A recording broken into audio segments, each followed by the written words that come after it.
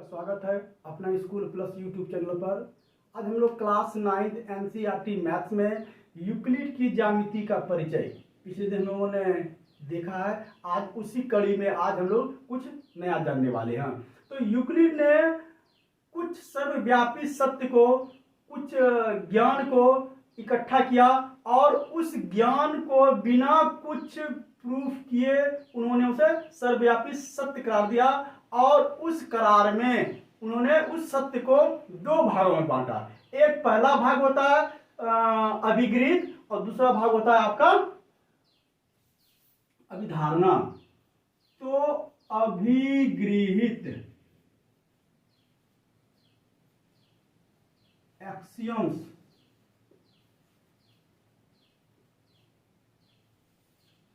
Axioms पहला हो गया, दूसरा उन्होंने अभिधारणा।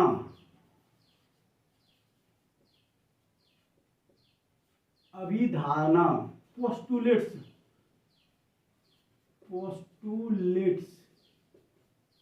ये दो चीज। तो अभिगृहित और अभिधारणा हम समझेंगे कि अब अभिगृहित क्या है और अभिधारणा क्या है। तो जो सत्य अभिधारणा और अभिगृहित में अंतर भी हम इसी वीडियो में देखने वाले हैं। अभिगृहित का गणितीय अवधारणा के विकास के लिए प्रारंभिक कथन जिसे सर्वव्यापी सत्य मान लिया गया उसे हम लोग अभिगृहित करेंगे। और अभिधारणा वो भी गणित से संबंधित था, गणित से निरंतर संबंधित रहा, लेकिन प्रॉपर गणित के लिए संबंधन नहीं रहा उसका। यानी कि यूज भले हुआ अभिधारणा का, लेकिन उसका संबंध गणित से नहीं था, उसे हम लोग अभिधारणा कहेंगे। तो पहले हम लोग अभिगृहित को देख लेते हैं।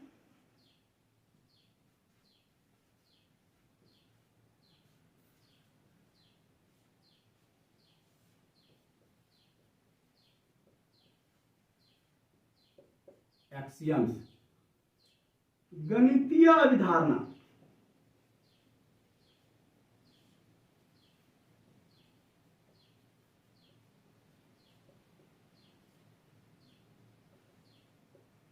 के विकास के लिए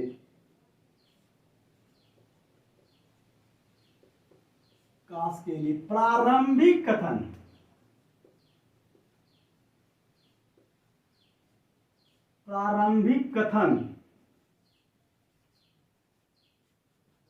कथन जिसे सर्वव्यापी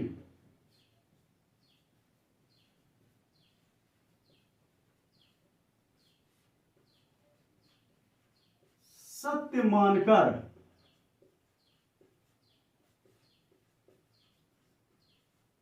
स्वीकार कर लिया गया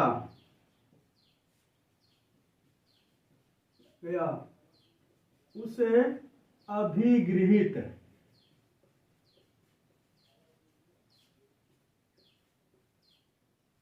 कहते हैं। ये रहा अभिगृहित की परिभाषा। अब अभिगृहित यूक्लिड जी ने 7 अभिगृहित दिए। तो पहला है कि वे, आप बोर्ड पे देख पा रहे होंगे कि वे वस्तुएं जो एक वस्तु के बराबर हो एक दूसरे के बराबर होती है। अब हम अभिगृहित एक को हम उसको एक्सप्लेन करते हैं, समझाने का प्रयास करते हैं कि वे वस्तुएं जो एक ही वस्तु के बराबर हो एक दूसरे के बराबर होती है। जैसे एक आयत बराबर है ये एक त्रिभुज के, ठीक है। एक आयत बराबर है एक त्रिभुज के, और यह त्रिभुज, फिर यह त्रिभुज के बराबर कोई एक वर्ग है। तो अब बताइए हमको कि ये इसके बराबर हुआ कि नहीं हुआ ना। इसका मतलब है ये आयत जो है एक वर्ग के बराबर हो गया। तो ये इसके लिए सर्वव्यापी सत्य है कि जब एक वस्तु दूसरे वस्तु बराबर हो और ये दूसरा वस्तु किसी तीसरे वस्तु के बराबर हो, इसका मतलब पहला वस्तु और तीसरा वस्तु बराबर होगा। ये यूक्लिड ने सर्वव्यापी सत्य करार दिया, इसे परिभाषित करने की जरूरत नहीं पड़ी। अब दूसरा अभिगृहित है, यदि बराबरों को बराबरों में जोड़ा जाए, यदि बराबरों को बराबरों में जोड़ा जाए तो पूर्ण बराबर होते हैं। जैसे मान लेते हैं कि ये 1 केजी आम है और इधर भी 1 केजी का सेब है, ठीक है। तो 1 केजी का आम इधर है, 1 केजी का सेब अलग सेब है, तो दोनों बराबर हुआ। लेकिन इन बराबरों में अगर मैं ½ केजी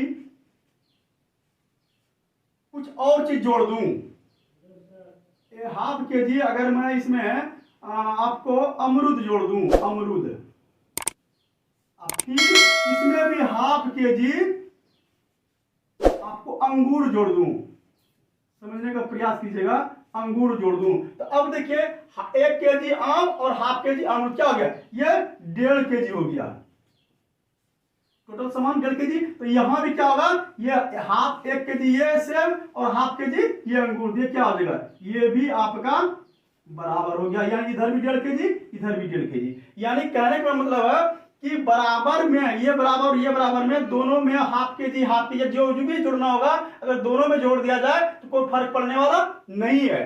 तीसरा आपका एक्शन कहता है यदि बराबरों को बराबरों में घटाया जाए, अगर मैं यहाँ इसको घटा दूं, सपोज यहाँ घटा दूं और यहाँ भी मैं घटा दूं, तो इसका रिजल्ट क्या हो जाएगा, ½ केजी, यहाँ भी ½ केजी। एक तीसरा पोस्टुलेट एक्शन कह रहा है।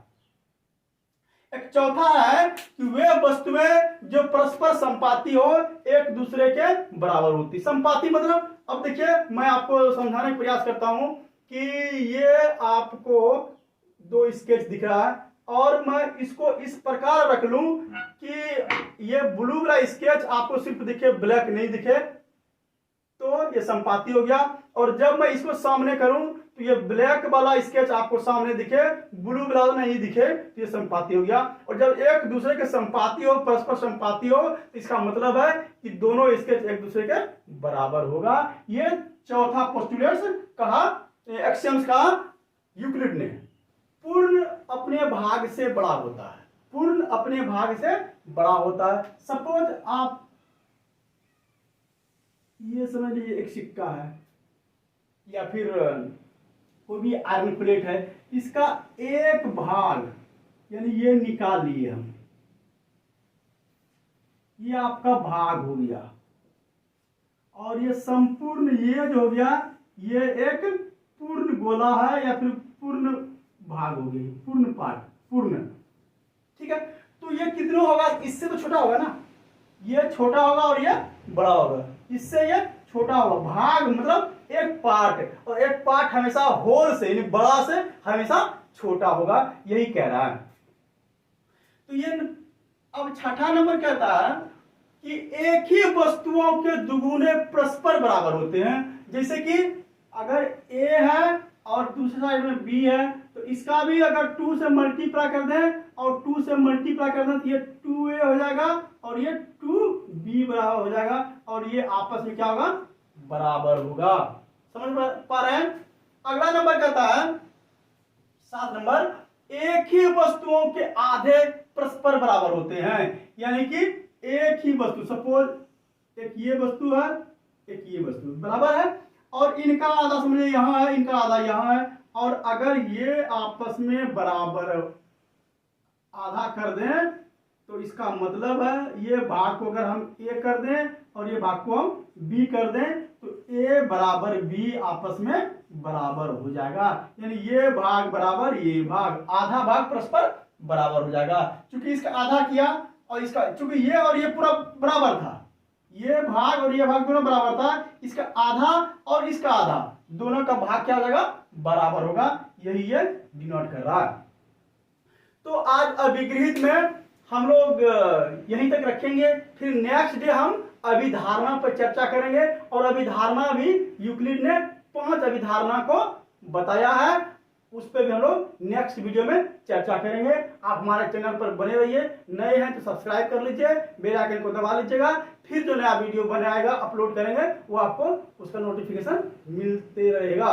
तो धन्यवाद, जय हिंद, जय भारत।